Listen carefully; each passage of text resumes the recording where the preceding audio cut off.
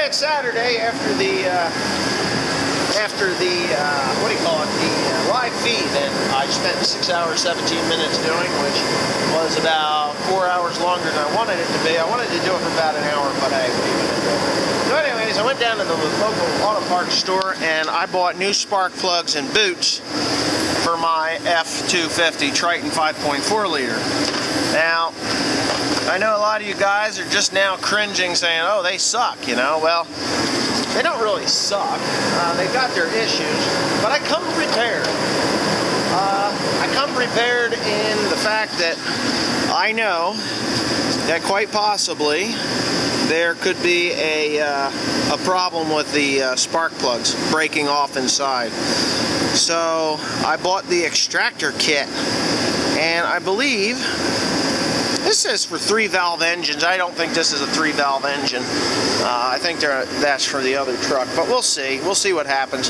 I'm hoping I don't break anything off. If I break something off, I've got other vehicles and I can get parts from someplace else. But what I'm going to do is I'm going to take the air filter off and get this out of the way. And then over here, of course, my lighting sucks, but that's okay because I'm not upset about that. And anyways, then I'm going to go ahead and take this stuff here off. I don't think I need to take it off, but I can move it. And yeah, I'm going to replace the boots. These are the boots. Now, this would be considered the new spark plug wire. And with that, hold on a second here. And on the inside of that spark plug boot is the coil, or the wires that goes from the coil down to the plug. And let me see if I can do this one-handed here. But yeah, let me hook this around and I will do this like so. So you just you fasten this onto the coil, and then you slide this thing up through there, and then it clips onto the coil, and then the coil goes down onto the plug using the coil end. And I will demonstrate by that. That's it. So there's actually, that's how it goes, just like the so's. So that there will go on, maybe it's the other way around, I don't know, whatever. But you use some dielectric grease on there so it slides on there nice and easy. And then this here, of course, goes onto the coil. So I think you put the boots on first and then put the spring on. I was not instructed on how to do that, but it's fine by me because I really don't care. I know how it's going to go. Now, I've decided to try these Bosch Platinums. Let me get my thing on here. I've decided to try the Bosch Platinums with the 4-prong electrode, or yeah, jumper on there, or whatever you want to call it. I can't remember now. But these are the Platinum Plus 4s. So yeah, these are expensive plugs, but the more fire you have at the tip, the better she's going to burn. So anyways, I'm going to go take that apart and I'll get right back to you.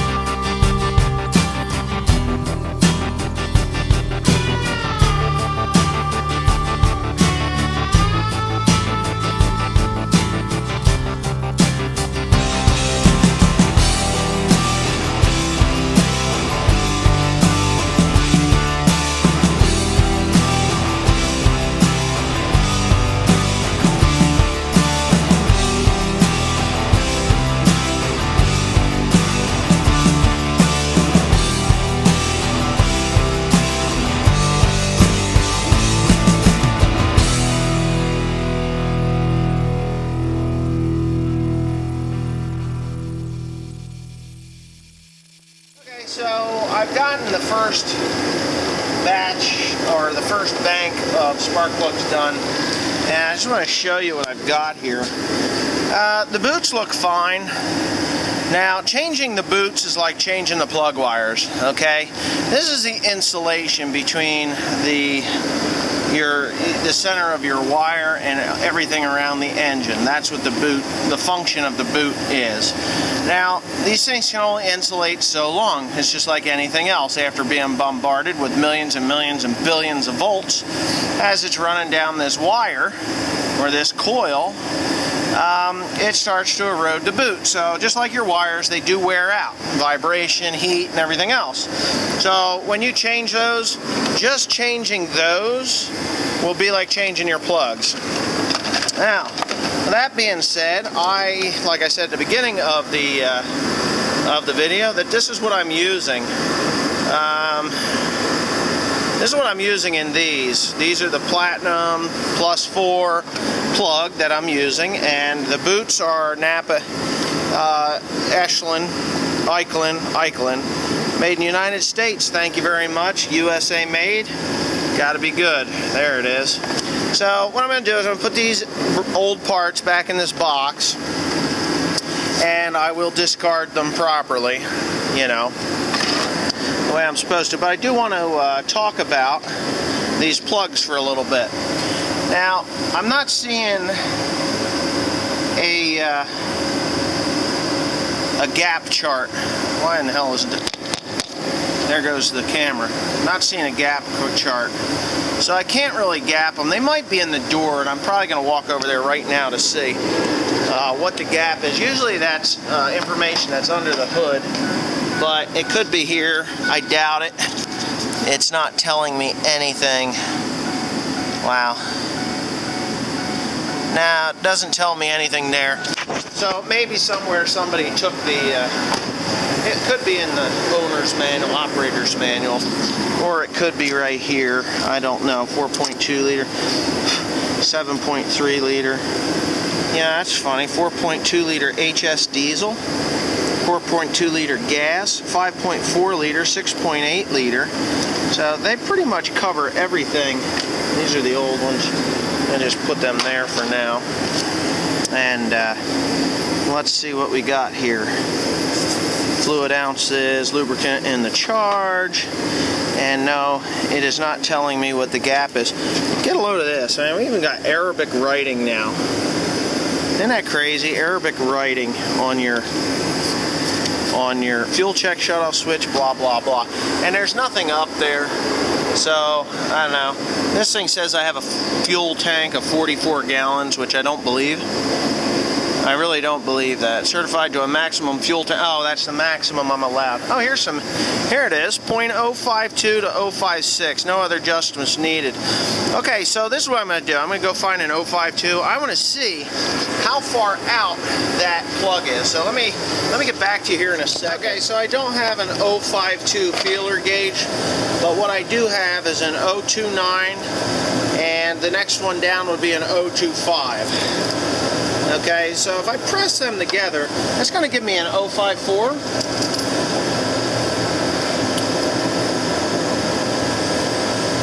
And it's going to be a rough 0.054, so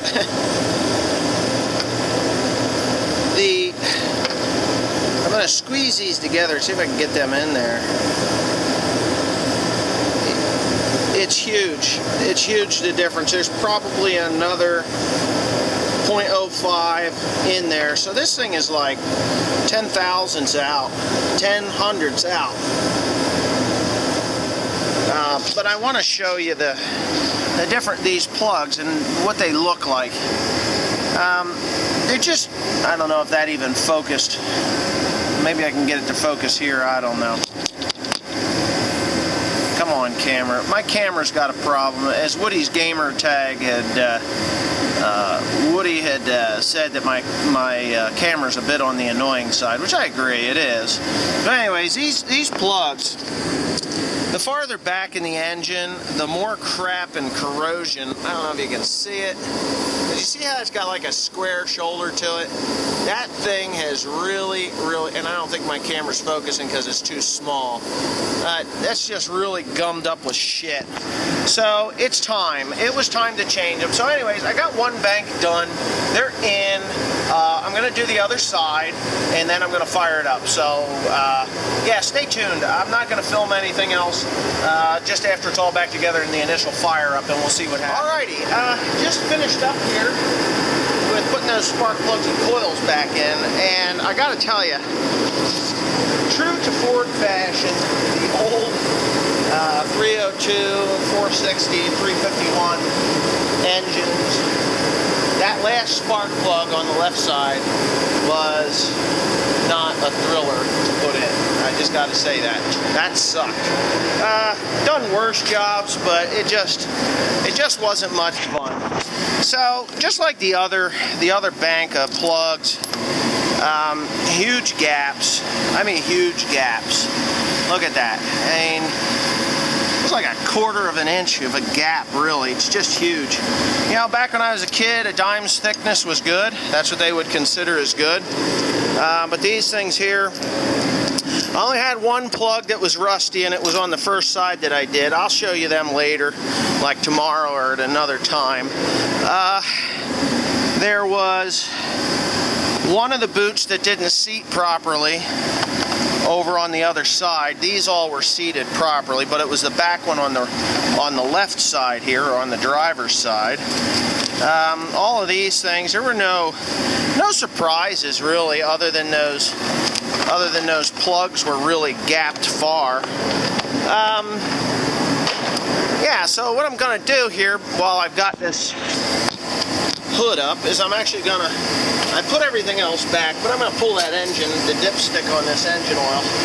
Now, I had just changed the oil in this thing, I don't know, before I went to Maine, back in November, I think.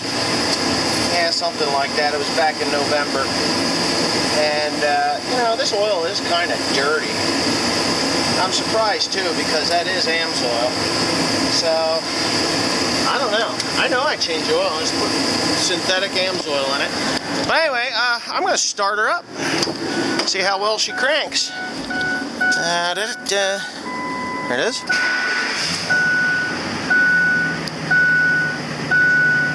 I actually am feeling a miss.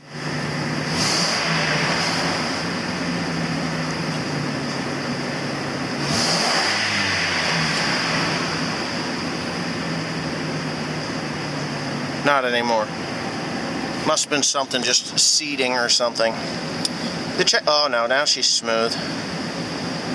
Running smooth at 1000 RPMs there, or 1000 RPMs. It should settle down. Should settle down around 5 or so. I don't know, it seems to be running pretty quick. I'm going to go ahead and disconnect my heater so we can hear this engine run a little better.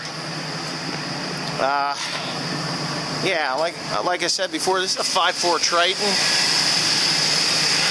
Oh, she sounds pretty good. I guess there was just a little bit of a miss when I first started it up. It could be that it was choking it, because these have the electronic chokes on them. They're, you know, it's all done through the computer, and it might have needed to settle into the spark plug, because it does have those Bosch Platinum 4 electrode deals. So I'm gonna back the truck on out of here into the darkness of night. I'll back the truck on out of here and take her for a ride.